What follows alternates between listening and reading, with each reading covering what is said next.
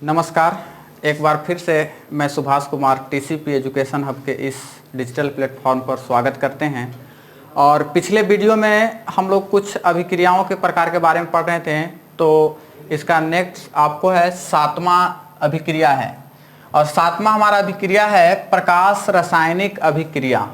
ठीक है, तो प्रकाश रासायनिक अभिक्रिया कहते हैं, नाम से पता चल रहा है प्रकाश की उपस्थिति में होने वाला। ठीक है, तो वह रासायनिक अभिक्रिया जो प्रकाश की उपस्थिति में होता है प्रकाश रासायनिक अभिक्रिया कहते हैं। ठीक है, अब प्रकाश की उपस्थिति में होने वाली कौन कौन सी अभिक्रिया हैं, तो एक बचपन से पढ़ते हैं प्रकाश संश्लेषण, तो वो भी हो जाएगा।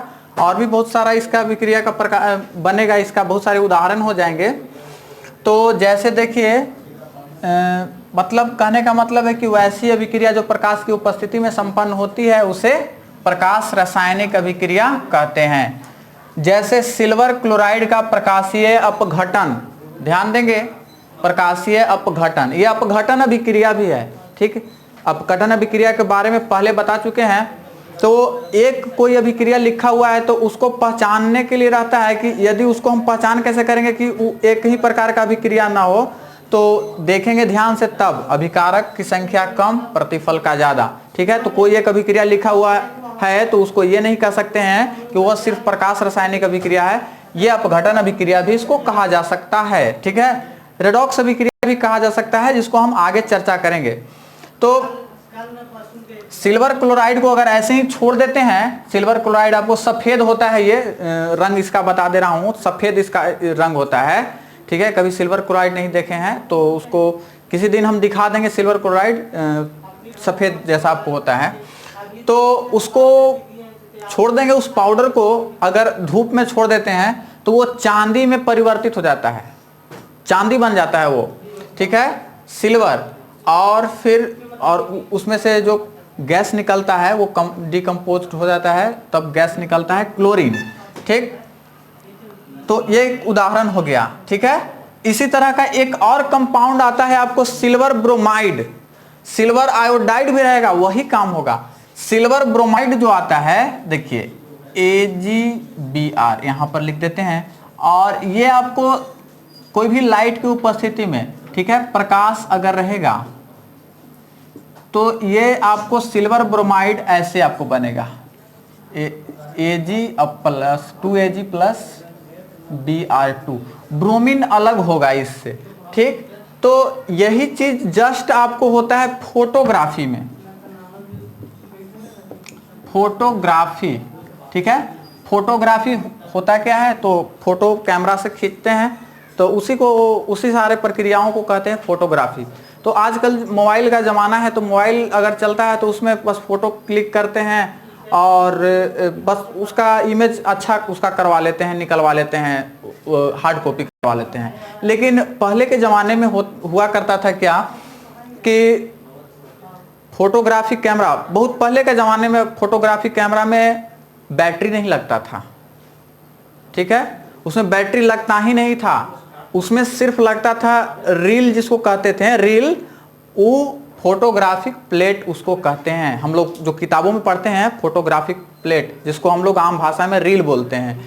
तो उसको देखिए, अब कभी कैमरा यदि आप तोड़े होंगे तो कैमरा के अंदर सारा पार्ट, उसका अंदर का जो भी स्ट्रक्चर है सब काला से बना हुआ रहेगा, ताकि प्रकाश का अवशोषण हो सके।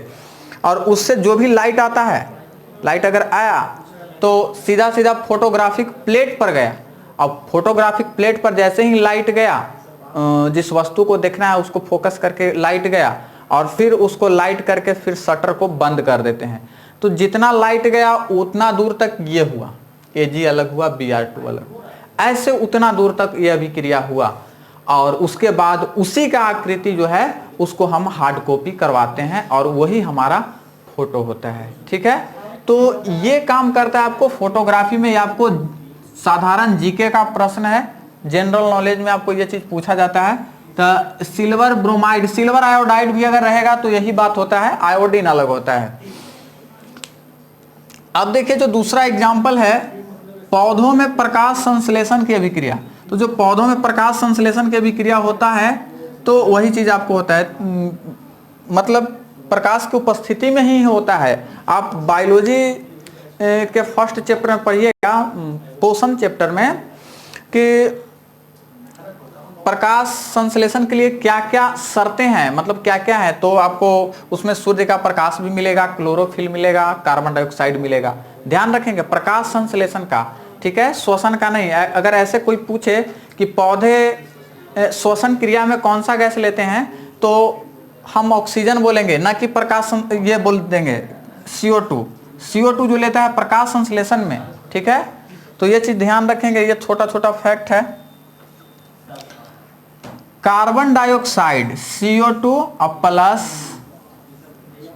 जल, ठीक है, ये दोनों जुड़ता है और आपको सूर्य का प्रकाश इस पर पड़ता है और ये संयुक्त हो जाता है इसमें का चीज, तो बनता है ग्लूकोज, ठीक है। ग्लूकोज जो है से इसको कोशिकीय ईंधन भी बोलते हैं, अर्थात शरीर को चलने के लिए जो भी तेल वगैरह, जो जैसे गाड़ी चलने के लिए तेल की आवश्यकता होती है ना, उसी तरह से हम लोग का जो शरीर का जो कोई भी क्रिया है, कोई भी एक्शन है, वो ग्लूकोज के बिना नहीं होता है, ठीक है। तो ग्लूकोज कोशिकीय ईंधन है, तो ये बनता है और ऑक्सीजन बनता है।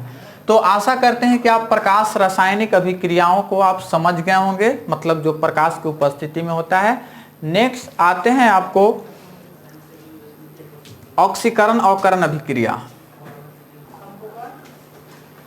चलिए आते हैं 8वां क्वेश्चन पर, सॉरी 8वां क्वेश्चन बोल रहे हैं, 8वां समीकरण अभिक्रिया के प्रकार पर। तो ये अभिक्रिया आपको है ऑक्सीकरण अवकरण अभिक्रिया या रेडॉक्स अभिक्रिया। तो रेडॉक्स अभिक्रिया जो क्या होता है ऐसे समझिए। ऑक्सीकरण को अंग्रेजी में ऑक्सीडेशन कहते हैं और अवकरण को रिडक्शन कहते हैं, और इन्हीं दो शब्दों से मिलकर रिडक्शन और ऑक्सीडेशन दोनों को संयुक्त फॉर्म में करके बनता है रेडॉक्स। मतलब वैसी अभिक्रिया जिसको में ऑक्सीडेशन भी हो रहा हो और रिडक्शन भी हो रहा है, अर्थात ऑक्सीकरण भी हो रही हो और अवकरण भी, तो उसको कहते हैं ऑक्सीकरण अवकरण अभिक्रिया। परिभाषा इसका हो जाएगा वह रासायनिक अभिक्रिया जिसमें ऑक्सीकरण तथा अवकरण की घटनाएं होती है, ऑक्सीकरण अवकरण अभिक्रिया या रेडॉक्स अभिक्रिया कहलाता है, ठीक है। तो देखिए ऑक्सीकरण अवकरण अभिक्रिया आपको तब समझ में आएगा उसका उदाहरण जब आप ये जान जाइएगा कि ऑक्सीकरण किसको कहते हैं और अवकरण किसको कहते हैं। ये दो पद का ज्ञान होना बहुत ही आवश्यक है, तभी आप समझ पाइएगा रेडॉक्स अभिक्रिया को, ठीक है। तो पहले इसको समझ लेते हैं। यहाँ पर देखिए ये आपको उदाहरण है, तो सबसे पहले आप उतार इसको लीजिए, उसके बाद ऑक्सीकरण और अवकरण को समझेंगे।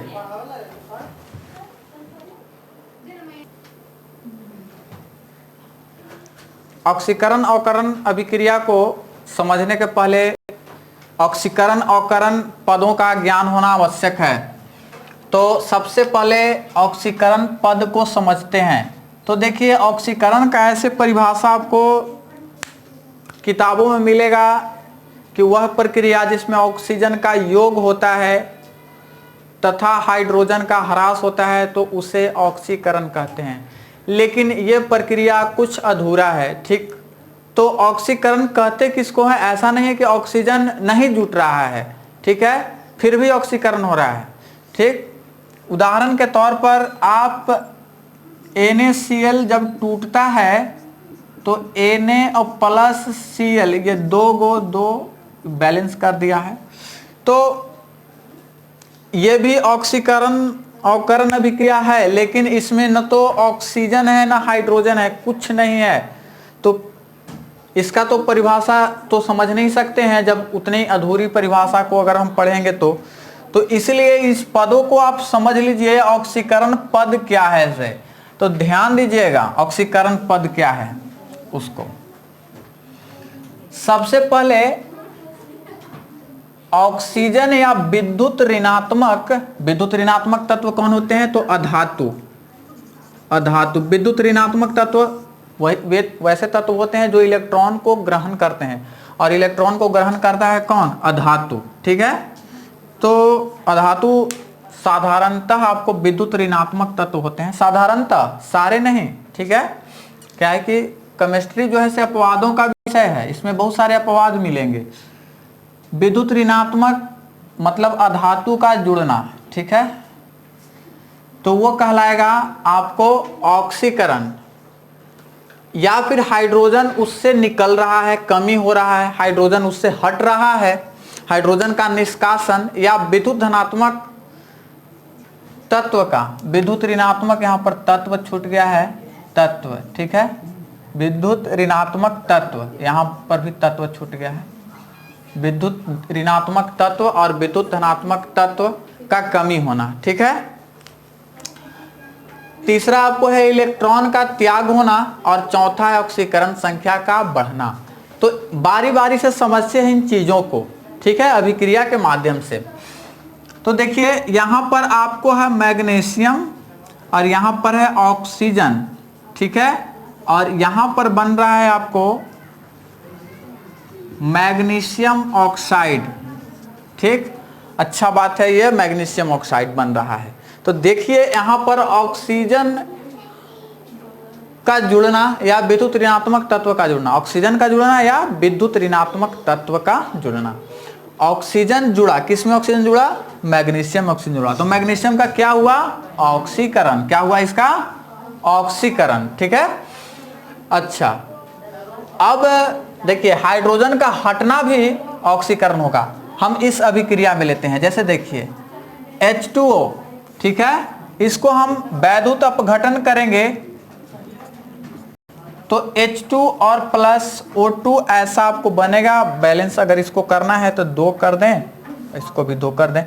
तो ध्यान दीजिएगा ऑक्सीजन से क्या हट रहा है, हाइड्रोजन, ठीक है, ऑक्सीजन से हट रहा है क्या, हाइड्रोजन। तो हाइड्रोजन कम हो रहा है तो इसका ऑक्सीकरण हो रहा है। हाइड्रोजन किससे कम हट रहा है, ऑक्सीजन से हाइड्रोजन हट रहा है तो ऑक्सीजन का ऑक्सीकरण होगा, ठीक है। या फिर यहां पर अगर हम क्लोरीन भी रखें, मान लेते हैं कि यहां पर हम ले लें HCl, तो HCl टूटेगा तो आपको यहां पर H2 और प्लस Cl2, ठीक है, ऐसा ले लिए। तो देखिए Cl में से कौन हट रहा है, हाइड्रोजन।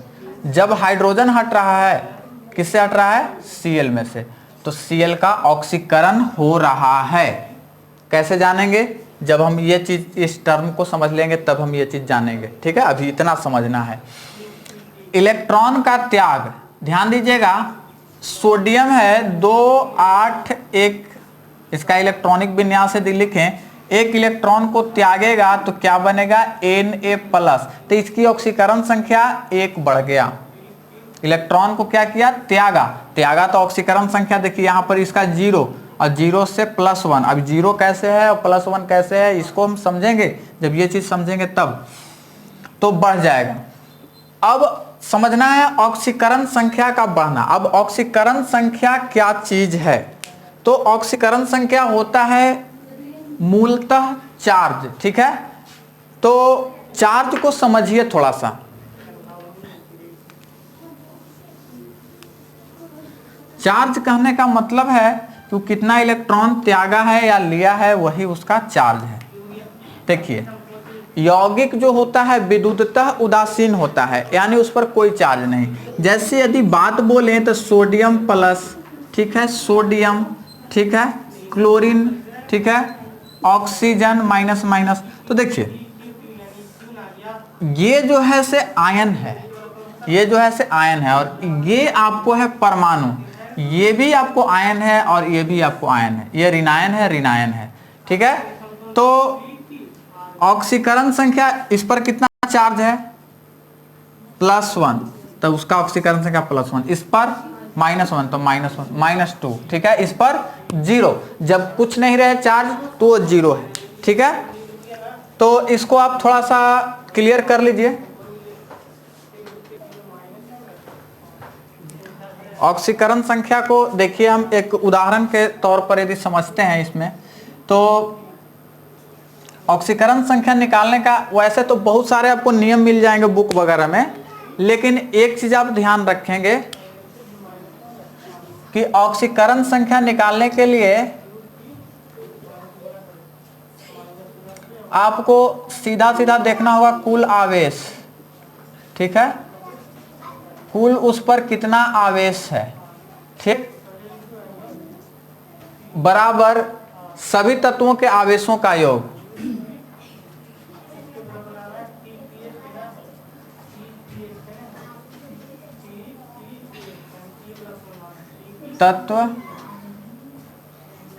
तत्वों के आवेशों का योग या जोड़, ठीक है, तो ये ध्यान रखेंगे, ठीक। तो ये छोटा सा सूत्र है, सूत्र या जो भी कह लीजिए, तो हम उदाहरण के तौर पर समझते हैं। जैसे देखिए, समझते हैं हम SO4 माइनस माइनस है, ठीक है, तो इसमें समझते हैं कि S का ऑक्सीकरण संख्या क्या है, ठीक। तो S का ऑक्सीकरण संख्या निकालने के लिए सबसे पहले हम इसको X मान लेते हैं, जिसका निकालना है। अगर एक गो S है तो एक X मानेंगे, अगर 2 गो तत्व है तो 2X, 3 गो 3X, इस तरह से। ऑक्सीजन, एक ऑक्सीजन का कितना होता है, तो देखिए ऑक्सीजन को ऐसे लिखते हैं ना, 2 और 6 लिखते हैं, तो ये 8 कैसे पूरा करता है, 2 लेकर, तो 2 को माइनस माइनस, अगर देकर पूरा करने वाला रहेगा 8 तो प्लस में रहेगा, तो इसका हो जाएगा कितना, -2 1 का, तो 4 का -8, ठीक है। अब इस सब को जोड़ेंगे, x प्लस -8, अब बराबर, देखिए तत्वों के आवेशों का योग कर दिए, ठीक है, बराबर कुल आवेश, कुल आवेश इस पर है -2, तो x -8 बराबर -2, ये 8 उधर चला जाएगा, तो x बराबर हो जाएगा 8 - 2 बराबर +6, तो +6 आपको उत्तर आ गया, ठीक है। अगर मान लेते हैं दूसरा, यदि हम उदाहरण लें, दूसरा उदाहरण लेते हैं, इसको मिटाते हैं थोड़ा।